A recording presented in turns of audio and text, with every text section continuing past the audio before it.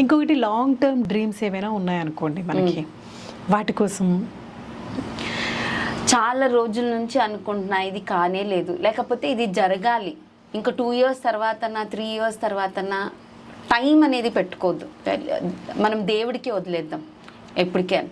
కానీ 30 days కంటిన్యూస్గా రోజు ప్రతిరోజు మీరు వచ్చి 21 days లేకపోతే 21 days కానీ 30 days కానీ ఇలా రోజు మీరు ఏం చేయండి, మీ డ్రీమ్స్ ఏదైతే ఉంది ఒకటి రాసి, వైట్ పేపర్, ఏదైనా కలర్ పెన్, బ్లాక్ పెన్ తప్ప ఏదైనా ఓకే, రాసేసుకొని దిండు కింద పెట్టండి. అంటే మీరు తల దిండు కింద ఆ పేపర్, చిన్న స్లిప్ పేపర్స్ వస్తాయి కదా చిన్నవి, ఆ స్టిక్కీ నోట్స్ లాగా, దాంట్లో అయినా సరే మీరు రాసేసుకొని దిండు కింద పెట్టేసుకొని ప్రతిరోజు మార్చుకొని రోజు పడుకునేప్పుడు రాయాలి. నేను రాసి పెట్టేసి గంట సేపు ఫోన్ చూసి తర్వాత మళ్ళా పడుకున్నా అంటే కుదరదు.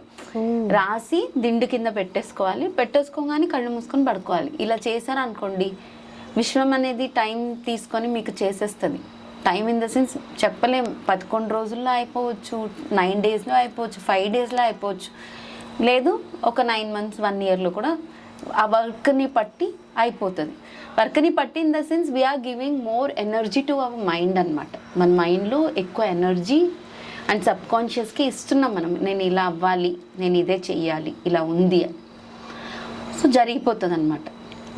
ఓకే, జస్ట్ రాసుకొని పిల్లో కింద పెట్టి పడుకోవాలి. పడుకునే ముందు పిల్లో కింద పెట్టి పడుకోవాలి. ప్రతిరోజు నేను చెప్పినట్టు లేదు, 1 time రాసుకోండి, 21 days కానీ 30 days కానీ. సో రోజు ఆ పేపర్ పెట్టుకోవాలా? రోజు అది తీసి ఒక పౌచ్ కానీ ఏదైనా పెట్టుకోండి. సో 21 days దాకా అలాగే తీసి ఆ పౌచ్లో పెట్టేసుకొని ఇది రాస్తూ రోజు అలా చేయండి.